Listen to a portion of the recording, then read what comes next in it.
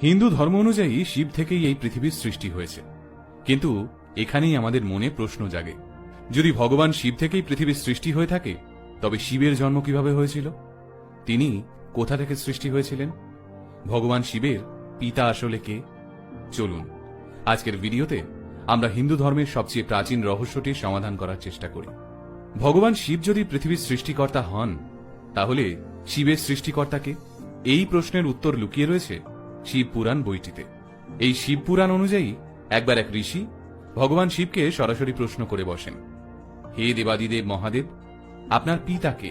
এতে ভগবান শিব একটুও রুষ্ট না হয়ে উত্তর দেন, আমার পিতার নাম ভগবান ব্রহ্মা। তখন সেই ঋষি বলেন, তাহলে ভগবান ব্রহ্মার পিতাকে? শিব উত্তর দেন, ভগবান ব্রহ্মার পিতা হলেন ভগবান বিষ্ণু। এরপর সেই ঋষি আরো কৌতূহলী হয়ে জানতে চান, তাহলে ভগবান বিষ্ণুর পিতাকে? এই প্রশ্নের উত্তরে ভগবান শিব মৃদু হেসে উত্তর দেন, ভগবান বিষ্ণুর পিতা আমি নিজেই। এই উত্তর পেয়ে ঘাবড়ে যান ওই ঋষি।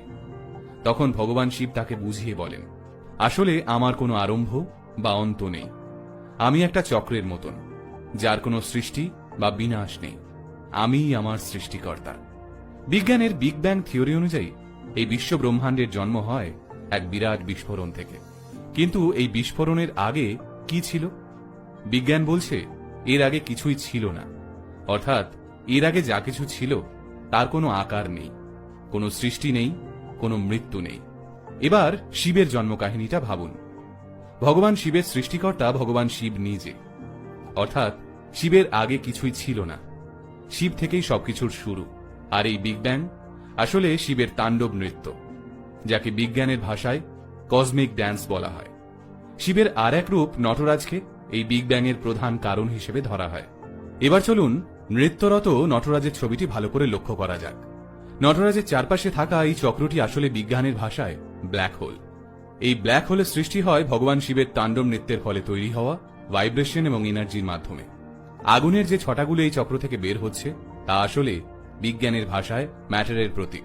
বিজ্ঞানীদের মতে এই ম্যাটার থেকেই আমাদের পৃথিবী সহ অন্যান্য গ্রহ নক্ষত্রের সৃষ্টি। আর এই আগুনের ছটার মধ্যবর্তী জায়গাটাকে বিজ্ঞানীরা অভিহিত করেছেন মহাকাশ বা স্পেস হিসেবে। এই চক্রের ভিতরের দিকের অংশটিকে বলা হয়ে থাকে টাইম বা সময়। আধুনিক বিজ্ঞানের মতে এই বিশ্ব ব্রহ্মাণ্ডের সমস্ত জিনিসের উৎপত্তি হয়েছিল শূন্য থেকে, আবার তারা একটা সময়ের পর সেই শূন্যতেই মিশে যায়। অর্থাৎ এই বিশ্ব ব্রহ্মাণ্ডের সমস্ত জিনিস শিব থেকেই এসেছে, আবার শিবেই মিশে যাবে। অর্থাৎ শিবই আদতে আমাদের বিশ্ব ব্রহ্মাণ্ড। যদি আপনি কোনো বৈজ্ঞানিককে প্রশ্ন করেন এনার্জি বা শক্তি কি, তখন সেই বৈজ্ঞানিক উত্তর দেবেন, এনার্জি বা শক্তি হল সেই জিনিস যাকে সৃষ্টি বা ধ্বংস করা যায় না, শুধু এক বস্তু থেকে আরেক বস্তুতে রূপান্তরিত করা যায়। আর শিব পুরাণ অনুযায়ী ভগবান শিবের সংজ্ঞাও ঠিক একই রকম, যে দেবতাকে কেউ সৃষ্টি করেনি, যে দেবতাকে কেউ বিনাশ করতে পারবে না, যে দেবতা সমস্ত দেবতাদের মধ্যে রূপ বদল করে বিরাজমান, তিনি দেবাদিদেব মহাদেব।